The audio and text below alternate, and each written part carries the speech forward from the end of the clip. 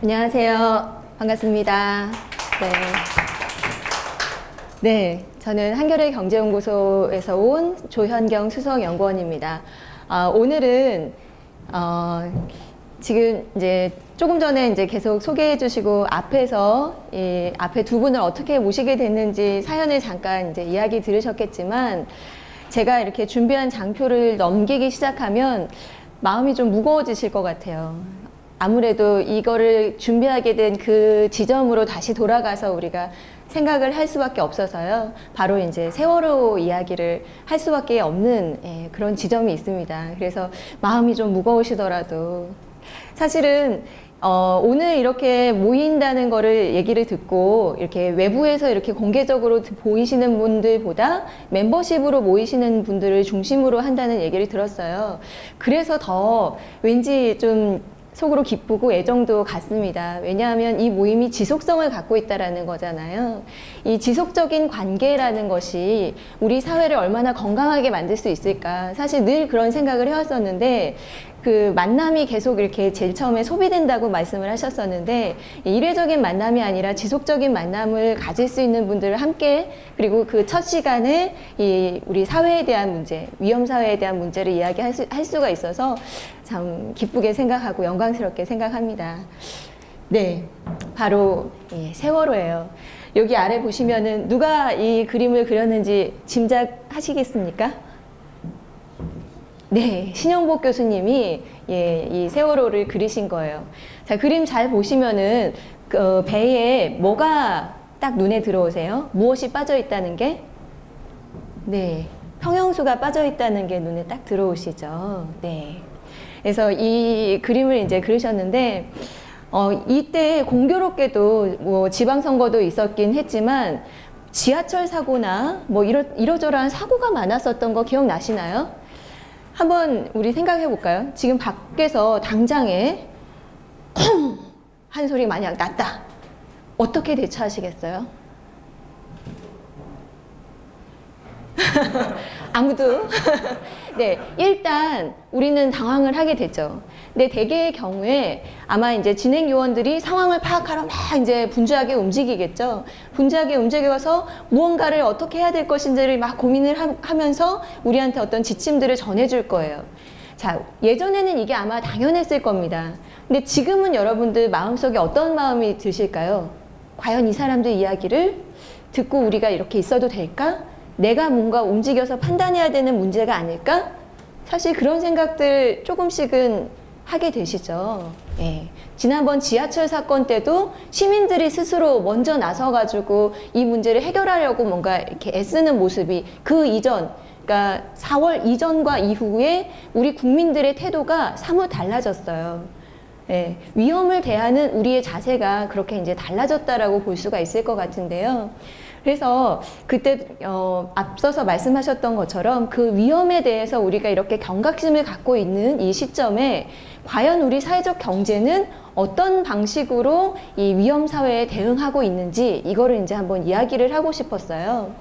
근데 앞서서 이제 얘기하셨던 협동조합 같은 경우에는요, 들으시면서 느끼셨겠지만 협동조합의 어떤 그 정의에 나오는 것들 다 아시죠?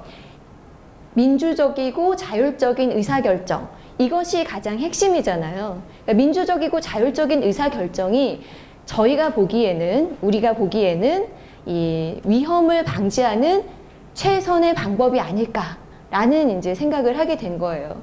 아까도 얘기했지만 9명이서 함께 서로 이야기를 하면서 한 명이 보지 못하는 어떤 그런 시각들을 다양하게 시뮬레이션 해볼 수가 있잖아요. 그러면서 사고를 예방을 하게 되고, 또 그 핑거 119처럼 지역에서 어떤 문제들에 대해서 사회적인 문제를 이렇게 바라보면서 아, 저것이 문제구나, 이 안전에 대한 문제가 이 사회에 존재하는구나, 이런 눈을 가진 사회적 기업이 많아진다면 이 우리 사회의 안전에 대한 그 접근 방식이 사회적 경제의 어떤 주체적인 그 힘으로 가능해지지 않을까. 제가 이제 매주 토요일마다 광화문에 나갔었는데요. 한편으로 마음이 좀 불편했어요. 왜 불편했냐면 계속 박근혜가 책임져라, 박근혜가 뭐 해라, 이런 식으로만 얘기를 하더라고요. 물론 책임이 없다는 것은 아니에요. 누구도 여기서 자유로울 수 없죠. 하지만 우리가 실천적으로 할 수 있는 것이 무엇인가에 대한 갈증이 우리가 늘 있지 않으세요? 예, 그 지점에 사회적 경제가 뭔가 역할을 해야 되지 않을까. 그런데 그냥 역할을 이렇게 무턱대고 하는 것보다 우리가 조금 더 체계적인 눈으로 사회를 바라보면 어떨까라고 생각이 돼서요. 아주 고전을 하나 가져왔어요. 다들 아시죠? 우리 주입식 교육 많이 받아가지고 이거 다들 기억하실 거예요. 제일 처음에 인간의 의식주에 관련되는 생리적 욕구, 어떻게 보면 생존의 욕구라고도 달리 해석을 할 수가 있겠죠. 그리고 안전의 욕구, 소속의 욕구, 존경, 인정의 욕구, 그리고 자아실현의 욕구, 이렇게 5가지의 그 욕구 단계서를 아마 다들 기억을 하실 거예요. 근데 이제 매슬로우의 입장에서는 1단계가 충족이 돼야 2단계가 간다, 2단계가 충족이 돼야 3단계가 간다, 이렇게 얘기했지만 사실 이거는 비판 지점이 많이 있죠. 동시에 오는 경우가 상당히 많이 있잖아요. 당장에 배가 고파도 자아실현의 욕구가 우리한테 늘 마음속에 남아있잖아요. 그렇기 때문에 저는 이거를 위계로 보기보다는 약간 이렇게 평형의 수준에서 서로 관여한다라고 생각을 하고 이 5개를 한번 살펴보면 좋겠어요. 그래서 우리 사회적 경제에 과연 여기 안전의 욕구가 과연 해결되고 있느냐 라는 거를 이제 이야기를 해보고 싶습니다. 그래서 이 안전의 욕구를 해결하지 못한 우리 사회, 그 사회의 평형수를 빨리 찾아서 우리가 이제 채워야 되는 게 사회적 경제의 어떤 미션이라고 한다면 어떤 평형수를 찾아야 될까? 그 평형수를 찾기 위해서는 위험사회를 어떻게 진단하는지를 좀 봐야지 될 것 같아요. 한번 여쭤볼게요. 안전이라는 문제에 대해서 이제는 많이들 좀 생각을 하셨을 것 같아요. 그래서 안전 문제, 이 사회에 어떤 부분에 안전 문제가 좀 있을까요? 여러분들 생각하시기에. 교통사고. 아, 절단사고. 네, 바로 저 문제의식 때문에 이 자리에 저희가 초청을 한 거예요. 네, 절단사고. 공장에서의 절단사고 대단히 많죠. 저는 이제 한겨레에 있으니까 가끔 그런 생각이 들어요. 한겨레는 신문을 만드는 곳이잖아요. 종이가 우리의 그 원천인데 여기에 만약에 불이 나면 어떻게 하지? 이 화재에 대한 위험에 우리가 과연 대응하고 있을까? 그래서 저희가 지금 내부적으로 우리 화재 훈련을 한번 해야 되지 않겠느냐 뭐 이런 얘기를 하고 있거든요. 자, 여러분들은 어떠세요? 주변에 어떤 안전에 대한 그런 경각심? 네. 아, 네, 맞아요. 롯데월드 지금 심각하죠. 네, 또 공간으로도 생각할 수도 있고요. 아, 네, 뭔가 우리가 인간으로서 할 수 없는 뭐 지금 당장의 뭐 너구리라든가 네, 요즘 너구리가 많이 팔린다죠. 네, 아유 죄송합니다. 근데 그런 문제들이 이제 많을 텐데요. 사실 우리 문제의식이 그렇게 안전이라는 틀 프레임으로 생각을 한다고 하면은요, 그렇게 한정이 되지만 자, 과연 이거는 어떤 위험일까요? 이 임병장 사고로 인해서 몇 명이 우리가 정말 완전 이런 병력이 없잖아요. 이렇게 어떻게 지금 귀한 자식을 군대에 보냈는데 이런 일을 당할 수 있을까요?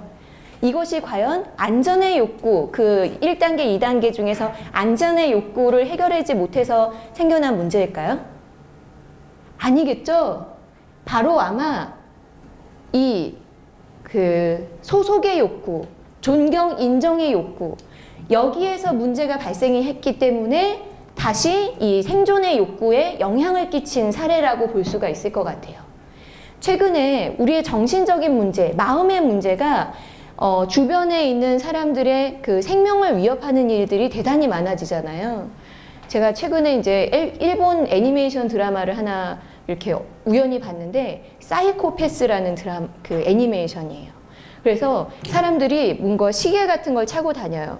마음의 정화지수 이런 거를 이제 차고 다니는데 이게 색깔이 탁해지면 사이코패스 지수가 올라가서 범죄의 가능성이 높아진다. 뭐 이런 얘기가 그렇게 나오더라고요. 그래서 그 사람들을 찾아서 이렇게 처단하는 그런 형사물이에요.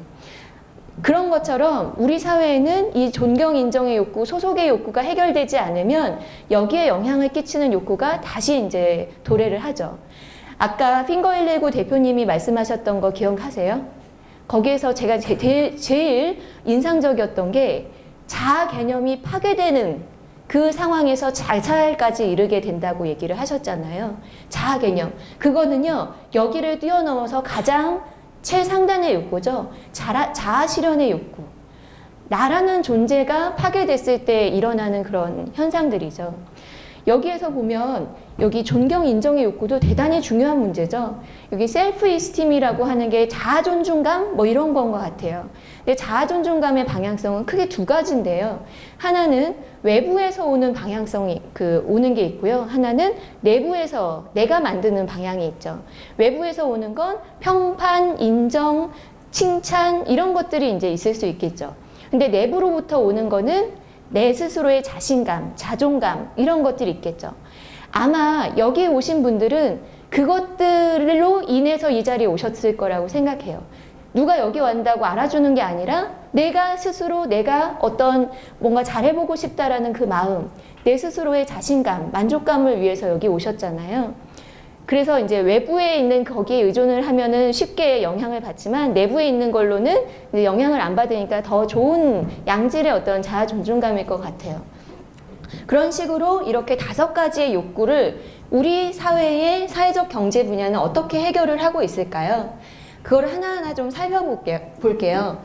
제일 이제 하단의 생리적 욕구는 뒤에 살펴보고요. 먼저 안전의 욕구를 살펴볼까요? 사회적 경제 조직 사례로서 지금 앞서 들으셨던 한국 유지보수 협동조합과 핑거119를 대표적으로 뽑았어요. 자, 이 아래 이 5개는 뭐냐면요. 사회적 기업 진흥원에 들어가시면 사회적 기업 리스트를 받으실 수가 있잖아요. 거기에 제가 안전이라는 키워드를 딱 검색을 하니까 하나, 둘, 셋, 넷, 5개가 검색이 되더라고요. 그걸 이제 그대로 옮겨온 거예요. 몇 개인지 아세요, 지금? 지금 1000개가 넘었어요, 사회적 기업. 인증 사회적 기업만 말씀드리는 거예요. 근데 거기에 안전이라는 건 여기에 해당이 되고요. 그리고 또 들여다보면은요, 딱히 안전이라는 이슈라고 얘기를 해야 될까? 이런 염려스러운 부분들이 있기는 있어요. 왜냐하면 이제 다른 여기 안전 먹거리 이런 건 우리 생협에서 많이 다루는 이슈잖아요. 그래서 안전의 욕구를 적극적으로 해결하는 곳, 우리 사회적 경제 조직 중에서 그런 곳이 정말 많이 없구나라는 이제 깨달음을 얻게 되는 거죠. 그런데 한국유지보수협동조합 같은 경우에 이 안전의 욕구에 초점을 맞추고 있지만 그거를 해결하는 방식은 또 다릅니다. 어떻게 해결하나요? 소속의 욕구와 존경, 인정의 욕구를 내부에서 충족시키는 방식으로 안전의 욕구를 해결하고 있죠. 직원들이 행복해야 사고가 일어나지 않는다라는 철저한 철학을 가지고 계시잖아요. 바로 여기에 기인하는 거죠. 그리고 전문성을 높여주기 위해서 교육도 보내야 된다. 엄청 제가 인터뷰할 때 이 직원들의 교육에 되게 신경을 많이 쓰시더라고요. 바로 이 존경과 인정의 욕구. 어떤 소속감이 들기 시작하면 그 안에서 어떤 마음이 들까요? 내가 여기서 더 잘하고 싶다. 더 뭔가 내가 인정받고 싶다. 그런 마음이 아마 들 거예요. 자, 핑거119 제가 미리 짐작해서 해왔는데 틀렸어요. 이거 위쪽으로 쓱 올려야 될 것 같아요. 자아 실현의 욕구까지 해결하고자 하는 거죠. 자아 개념이 파괴된, 몸이 망가졌을 때 자아 개념이 파괴되는 건 우리 상상 이상일 거라고 생각을 해요. 우리 몸을 가지고 있는 존재니까. 그래서 이 자아 실현의 욕구까지를 이 안전의 욕구에 초점을 맞추면서 함께 여기가 그런데 의견이 드는 부분이 있을 것 같아요. 소속의 욕구에다가 왜 해당된다고 해놨을까? 제일 처음에 문제의식이 공단에서 이제 많이 보셨다고 했잖아요. 그래서 공단의 외국인 노동자들을 우리의 가족으로 본 거예요. 그 사람들을 다른 사람으로 그냥 사물로 본 게 아니라 나와 함께 살고 있는 사람으로 본 거예요. 그 사람들에게 줄 수 있는 존경, 소속의 욕구라는 거는 대단히 의미 있다라고 생각이 듭니다. 그리고 우리가 많이 알고 있죠. 여기 위에 보시는 생협 조직들입니다. 아이쿱 생협, 한살림, 두해 생협연합, 행복중심 생협연합회. 최근에는 많이 더 많아졌었던 것 같아요. 그래서 여기는 이 아래를 좀 주목해서 보시면 좋을 것 같아요. 바로 먹거리. 먹거리가 최소한 우리가 제대로 제공되어야 한다. 그런데 무엇을 생각해서 안전이라는 걸 생각해서 함께 이제 제공이 되고 있는 거죠. 또 협동조합 방식이기 때문에 소속감과 존경 인정의 요구를 함께 제공하는 방식으로 우리가 해결을 하고 있다라고 생각을 합니다.